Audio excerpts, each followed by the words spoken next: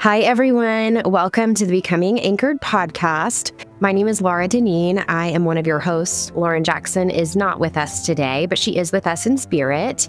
I am super excited for today's episode. We have the lovely Kayla Carson on the show with us, and she is just a wealth of knowledge and a friend of mine and colleague, and just really grateful for her time and wisdom today. So if you are new to the podcast, we are really about two different things on this show. First and foremost, Lauren and I talk a lot about the messiness of life and the pain and the suffering that is part of the human experience. And we share some of our real lived experiences, and we also share in some of our joy. And so we really are hopeful to talk about that on the show with you all. And secondly, if you're new to this podcast, we are therapists. And so we love to talk about some of the wisdom that we have gleaned over the years and some of our therapeutic experiences. We absolutely love this work. We love sitting with clients. It's really a gift, and it's so sacred to both of us. And so we want to share about some of those experiences that we've had with our clients. So without further ado, just a quick disclaimer. This is not therapy. So if you are looking for therapy in the state of Tennessee, we would love to support you. Please reach out. And if not, we encourage you to reach out to someone local to you.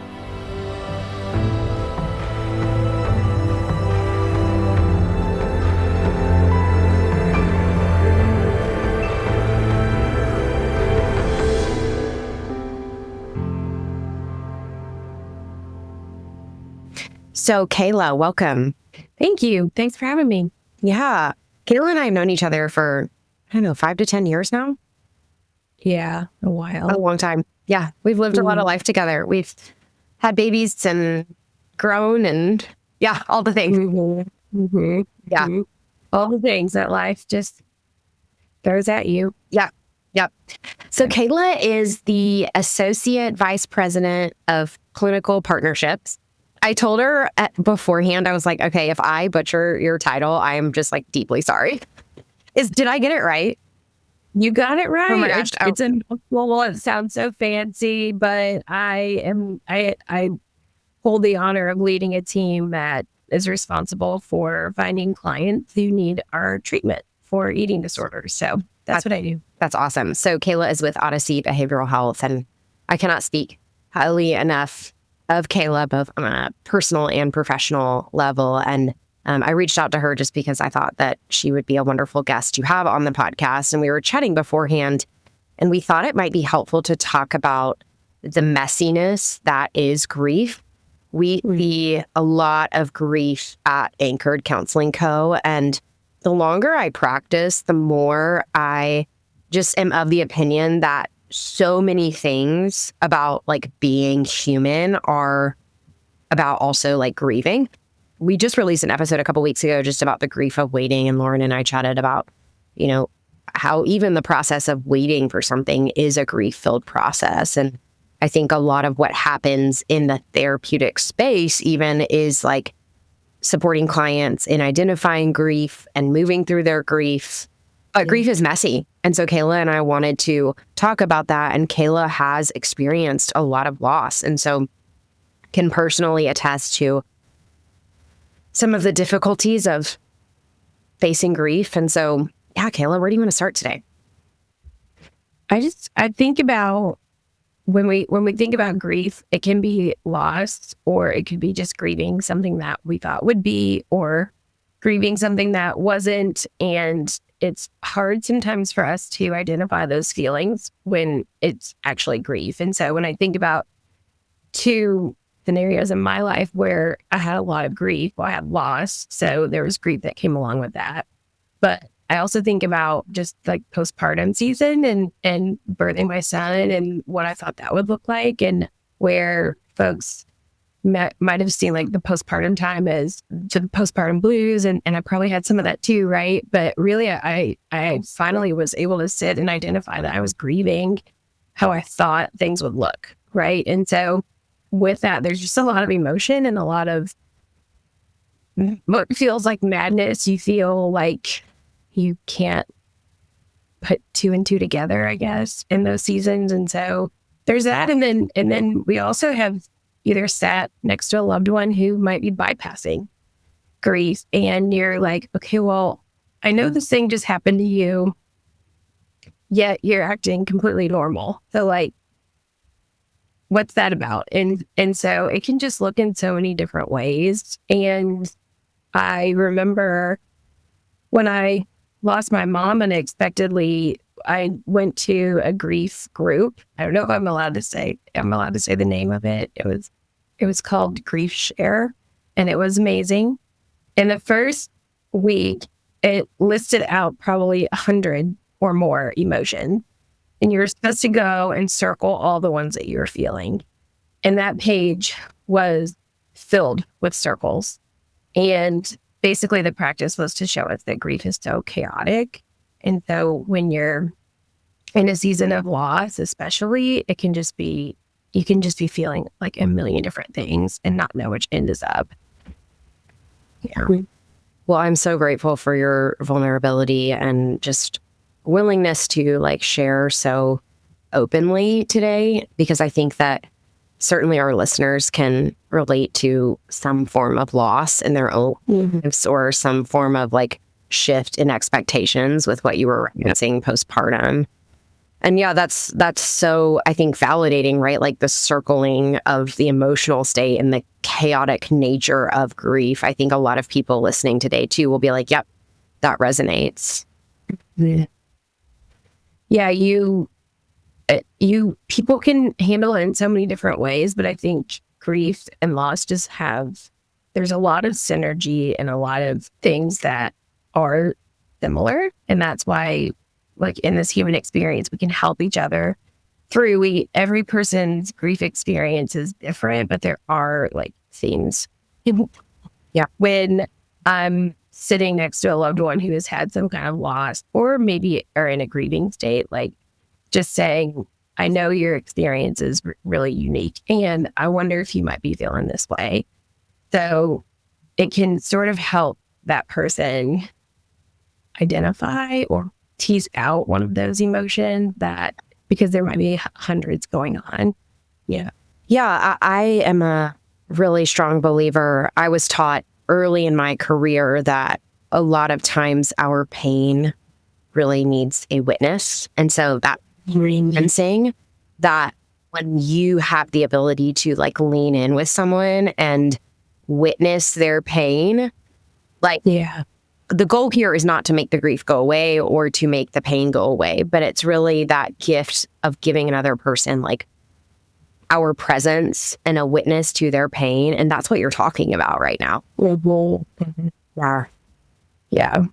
Yeah. And just, you feel so alone. Like we know that people experience loss every day, but when it's yours, it is so unique. And even I think about the loss of my mom. I'm the youngest of 4. We all lost the same person, yet we all had our own experience with that person. So loss is so specific and unique to the individual that you can feel alone when you're going through your own emotions and your own memories and your own pieces, that you almost have to lean on these themes, right? To feel like there's some kind of community. Because I could say something to my sister about how I was feeling. She's like, I'm not really feeling that. Yeah. And it's because it is so specific to your own like relationship and your own expectation and your own needs. So it's nice that for me, like the Lord gave us those themes to be able to help each other through and pull each other up. It's just such a cloud. It's a heavy cloud, I think, loss is. Yeah. Yeah. So you've mentioned a few things that you notice or you have noticed in your own grief process, themes that you're referencing. So a sense of aloneness, loneliness in the midst of grief. You've also shared that, like, yeah, every person's grief experience is different. The theme that, like, it's also okay to not know exactly what to say to the person who is grieving, I think is really important, right? Because as humans, we want to respond. Like, at least I have found that in my own life. And I think that can be a way of bypassing versus being with. What are other themes that you've noticed in your own grief process? That So it's all encompassing, it's exhausting, and it's hard to do normal functioning. And to your point, where loved ones are wanting to say the right thing or be there in the best way they can, but can't always figure out exactly what that looked like. It's our loved ones don't want us to be hurting. And so we have to, if you're the person in that loss or grief scenario, you have to move through that in your own pace and in your own time, being careful not to get stuck in it and being careful not to feel kind of guilty with not having, like, experiencing the joy that can be happening in synergy. So, for example, losing my mom, there were times where I thought something was funny. And then I thought, like, should I really be laughing right now? Like, I'm so sad. Wow. So back to loved ones, like, loved ones want you to be better as quickly as you can because they love you. They don't want to see you sad and hurting. And so you can feel some pressure, right?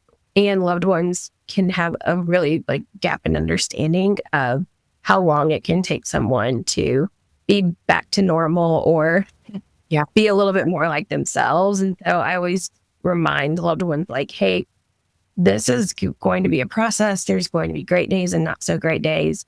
And the person grieving, I remind them that this is your own pace. You work through these emotions at your own pace and try not to feel guilty if something is joyful or worth laughing over. It doesn't mean that you aren't still grieving, and, like, it's okay to be yourself.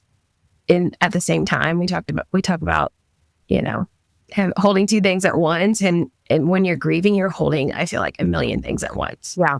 So, I guess to wrap that up, it's not feeling pressure to be better faster than you can be. And also loved ones, try not to pressure the loved one into being better faster than they can be. Yeah. Yeah, we have these kind of imaginal timelines, I think, for lots of different things in life, whether it's grief or something else. And so I hear you alluding to that as you're sharing. And yeah, like you said, gosh, it's so hard to see our loved ones in pain. And I think a natural human response to that pain is to want to alleviate it. And it can almost feel like counterintuitive, right? That, like, the best way, one of the best things that we can do for people that are grieving or friends or loved ones that are grieving is to, like, be with it versus, like, fixing it right away or trying to pressure them to, like, be farther along on this imaginal timeline than they are. Yeah. And people, at least in my experience, I could not continue to do all the things that I was doing prior to this loss. I had to slow down. I had to say no. I had to, because loss is not just the loss. There's usually some kind of collateral damage that comes along with it. So for me, there was a lot of family drama and challenges over assets, which is so common when someone is lost, which is sad, but it just is. You're not able to grieve somebody. You have to immediately start planning funerals. And there was just a lot that continued on for, like, the year after. And so you're like, you might be grieving that loved one, but then there's, like, all this other stuff that comes. So for us, it was like grieving our family traditions, grieving, broken relationships that happened in the process. And I just couldn't do all the things anymore. Everything that I was doing before just had to get dialed down. And then you start to grieve, like, yourself, where you're like, I don't even know who I am anymore because I just can't, grief takes up so much energy and emotion that you just have to be really kind to yourself. And I used to say it felt like trudging through mud with a weight vest on. Yeah. It was just that exhausting. And so I hope if there's anyone, like, who's listening who can identify I hope it at least is helping tease out the emotions or thoughts that you're like aren't quite figuring out, because you kind of feel like out of body. Yeah. Well, and that picture that you provided, I think makes so much sense and really describes like the gravity of your loss. Just out of curiosity, what is your mom's name? Her name was Kelly. Sweet. And how many years ago? 2018, so 6 years ago. Yeah, she passed in November of 2018. Gosh, Kayla, I'm so sorry for your loss. And I can only imagine just how devastating and hard that was for you. Yeah. And, here I am 6 years later, and all I did was say her name.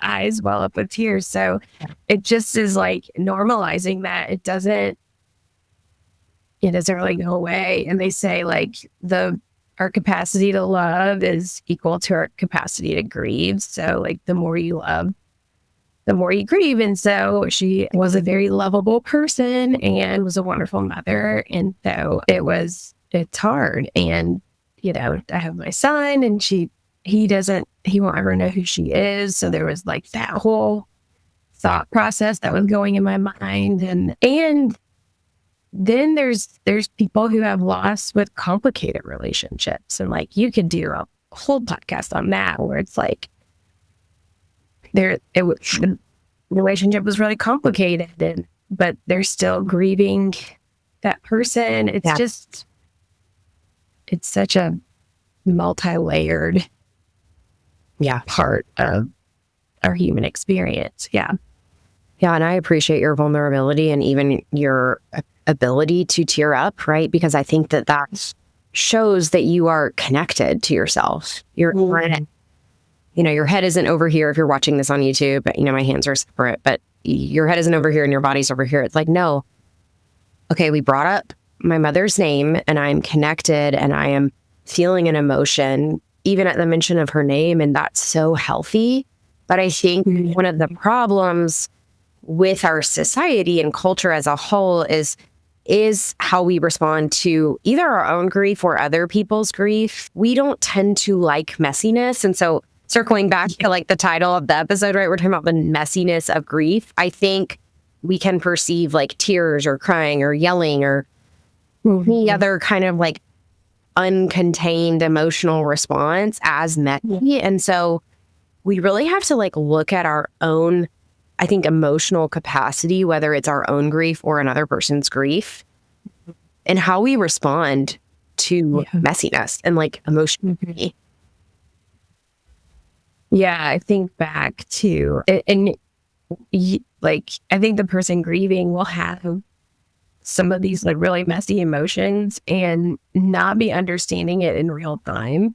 But then you can look back, years later, I look back to things I said or did or didn't do during that time. And I'm like, oh my gosh, that was so grief. And I wasn't, or I'll say like, no wonder I freaked out over that thing, because it was 3 weeks after I lost my mom. I think about, well, I won't tell the story, but yeah, like a just unusual reaction to something that you're like, why did I lose it over that?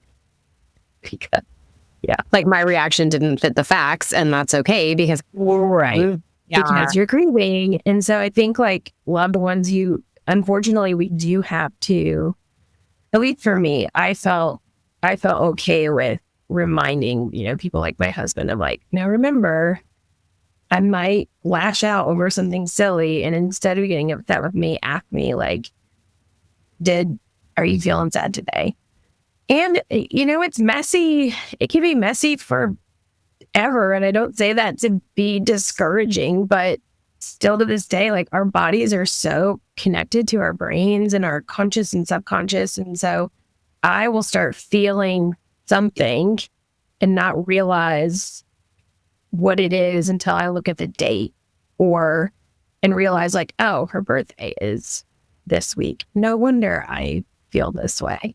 Or like this time of year was her Super Bowl. She loved Christmas so much. And so there's just emotions that come along with that. And you get experience over the years, just like anything else. You're like, okay, it's her birth month. Chances are I might be a little chaotic. This can yeah. Like putting it on, and I think journaling can help too. Where you're like, okay, how am I feeling? Why am I feeling this way? Oh yeah, it's your birth month. Yeah. Well, I think even that insight and self-awareness can be one of the ways that we like tend to ourselves. And you mentioned like just being kind to yourself. I think that's one of the ways to do that is just like a compassionate, like, oh, wow, okay, this actually makes a lot of sense right now. And we can start to connect the dots and make meaning, I think, of our emotional experiences. It doesn't mean that we love what we're going through, but I think there is some kindness and compassion, even if you're sharing. Yeah, I think things that get tapped on with grief, at least as a therapist, and I wonder if you can speak more to this as like someone with significant lived experience around grief and loss, but I think our image management gets tapped on, right? Like, okay, how am I appearing to other people, whether that's me or my loved one? How are they appearing to other people? Yeah. I think those fears of perception get tapped on.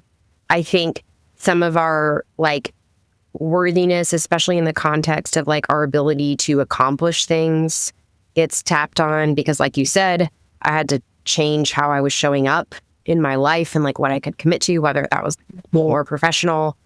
Yeah, I mean, our ability to tolerate emotional experiences, like, that gets tapped on as well. Yeah, you're so right. I think about, a story I tell myself is I'm not being as good of a friend as I used to be. Because like I think about trying to be more thoughtful for people, like compared to what I was before to today, it probably does look different. Yeah.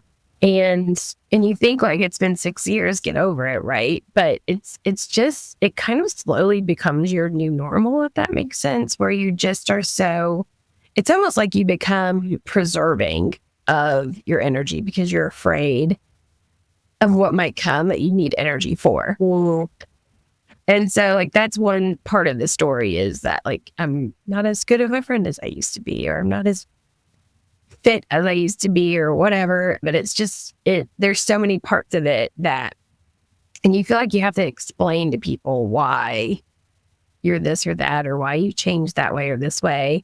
And then I remind myself, like, I don't have to do it. Yeah. I can just be who I am today, and that a part of the story, and I'll get back to some of those meaningful things that I always did for friends and family. And, sometimes it's a season to feel it's not your season it's your season to be loved on versus the one pouring out the love, Yeah. And I know you so well. And so I know that you are someone that historically has been the one like giving and pouring. And so I can imagine that feels different or maybe even difficult for you to be on the receiving end, like a challenge.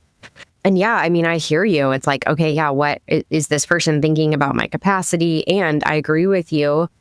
Like, okay, even if they are to judge you for your response or capacity, like that's on them.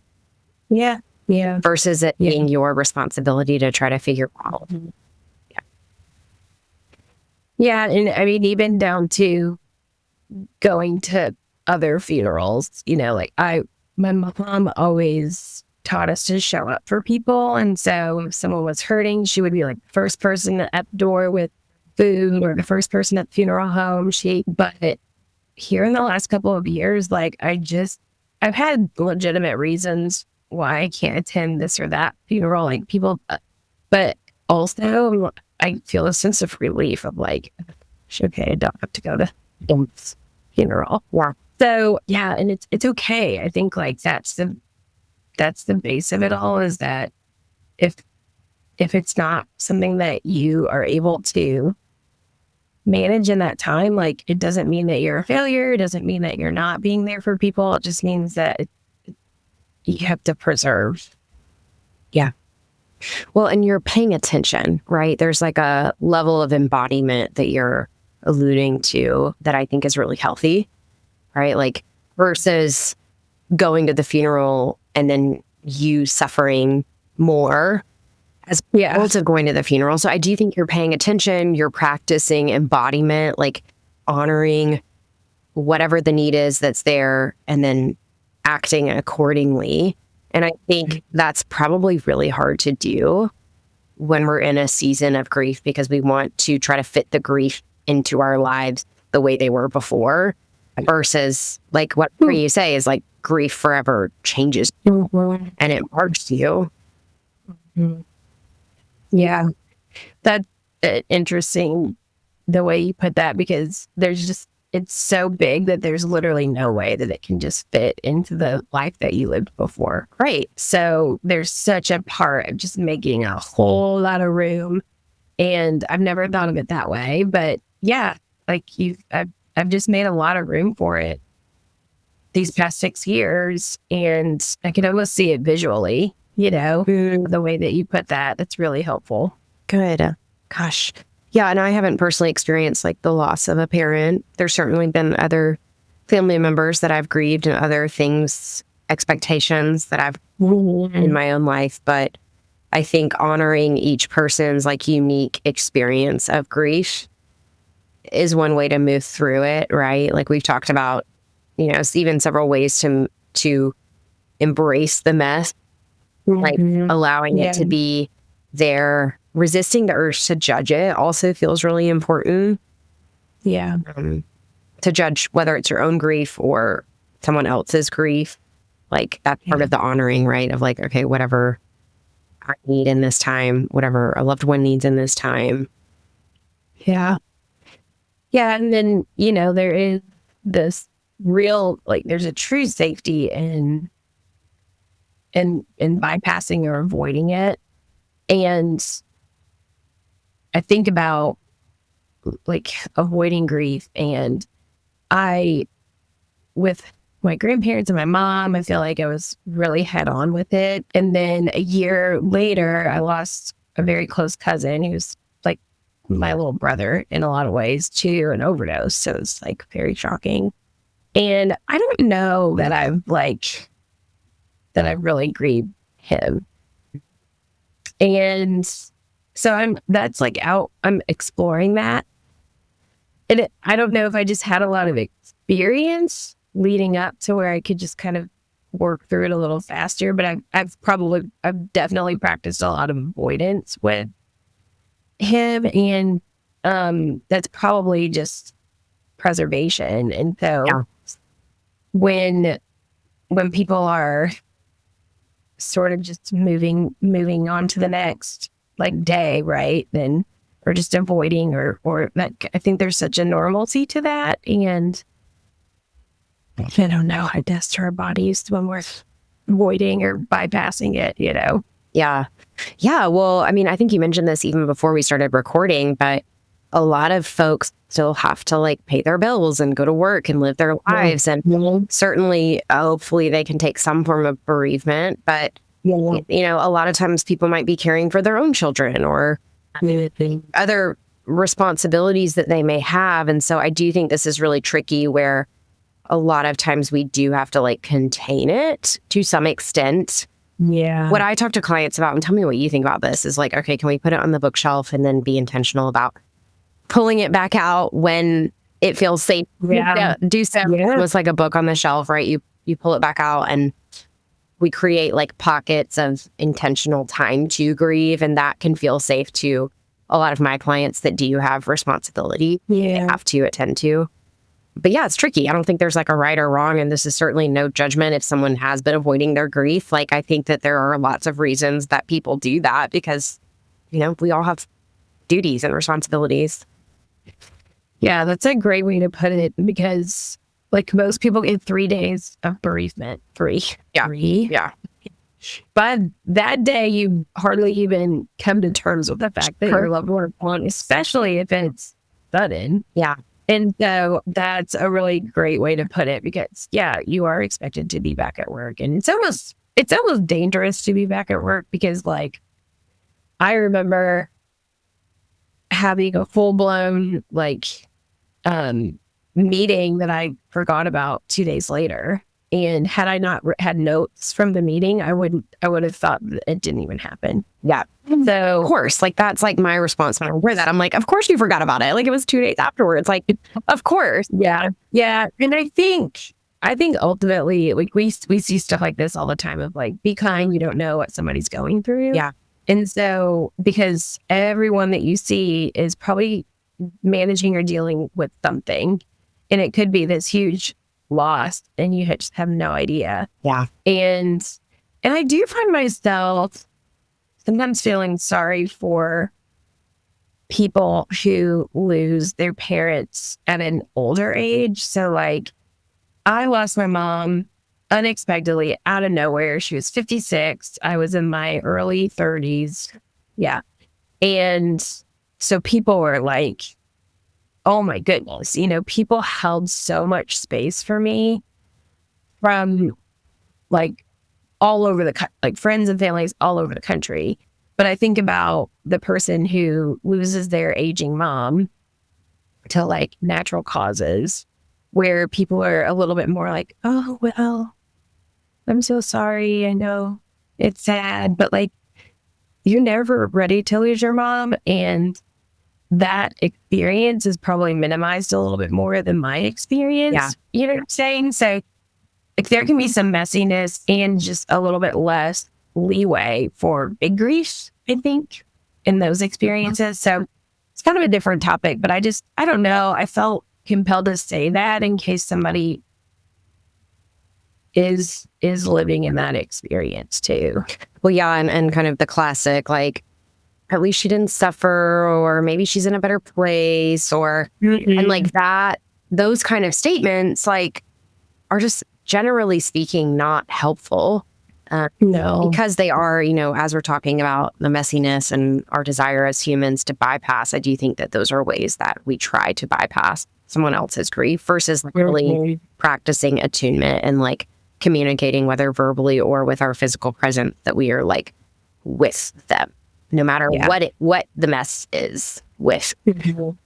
And yeah, it's a challenge to me, even as we like wrap today's episode of like, yeah, are there ways like in full transparency where I might have bypassed someone else's grief? And I want to make efforts to not do that, and try my best to really like be with people in their messy, because I think that's one of the best ways that we can show up for our loved ones and our friends.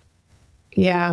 I mean, I usually just say like, I wish there was something that could take this pain away. I know there isn't. So yeah, let me know what you need when you need it, and I'll be there. And just telling someone they're so sorry, you're so sorry. Like, but I'm just so sorry. Wow.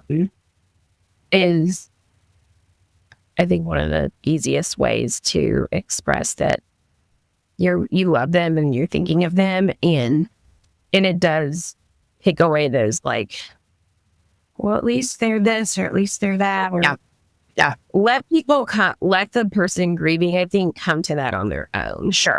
Like when I really sat and thought about heaven and how, we're promised that it's better than anything we can ever imagine here on earth, then I could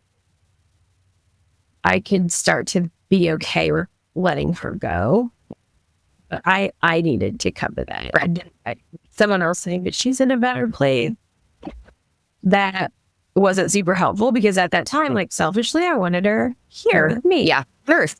So like I had to come to that place where it's like, okay, she is in a way better place, like far beyond our wildest dreams. But like I needed to do that. That makes so much sense. Well, we'll certainly have to have you back on the show. I mean, this has been just such a life-giving conversation for me, even, with the topic. I know it's heavy, but it's an important topic, and I'm glad that we're addressing it and talking about it. And hopefully for those of you listening, this has been helpful in some way, shape, or form. Kayla, thank you so much for your time today. Thank you for having me. I hope it was helpful. Yes. Anyone needs to reach out, they can email me. I'll I will give you my email. Awesome. Yeah, we'll put those in the show notes. Would you like to close with our homework or affirmation? Yeah. Okay. What do you have for us? Okay. I feel a little bit unprepared, but I think when I think about an affirmation, and as it relates to grief, I think about, I'm kind of stuck actually. No, do you want me to jump in? Yeah. Yeah, I'm so happy to. This is real life, right? Like, yep, Yeah, running no real life. just real Like, life. I have it in my mind, but I'm having a hard time getting it off of my tongue. I mean, I think what's sticking out to me is just like honoring the messiness, like resisting the urge to fix, dismiss, avoid our grief. I mean, the reason I was stumbling because in my mind, I just kept thinking like, it's okay. It's okay. And like, but that seemed really just obvious and simple, but it's okay. It's okay if you're mad. It's okay if you're sad. It's okay if you don't want to get up in the morning. It's okay if you do want to get up in the morning. It's okay to laugh. It's okay to cry. It's okay to laugh and cry at the same time. Like, Yeah. Like that's what was going on in my mind. And I just had a hard time getting it, but it's just like, it's okay. Anything goes. That's what I always tell my friends whenever they're in a loss, like anything goes. Yeah. Well, there's so much permission in that. Yeah. And that's like simultaneously, I think, the affirmation and the homework, right? So, because that takes acknowledgement of what we're experiencing and then what we need, right? So if I'm experiencing sadness, then I might need to cry. And so I love, love, love this affirmation. It's okay. And I think it goes in tandem with the homework of like, what do you need to honor your grief? Just out of curiosity, how can our listeners find you? Is there anything that you would like to highlight for today's episode? They can, I just have my regular old Instagram, so I don't have anything fancy, but my email address it'll be in the notes. Somebody can email me there, no problem. But yeah, I don't have like this inspirational handle or anything like that. Well, hey, just to like offer that same permission to you, it's okay. All right. Yeah. That's what we're partnering with. Yeah. Well, Kayla, this has just been a delight talking to you. Thank you for your wisdom and just permission today. Really, really important topic, I think, that we covered. So thank you. Thank you. Yeah. And thank you all for listening to the Becoming Anchored podcast. See you next time. Take care.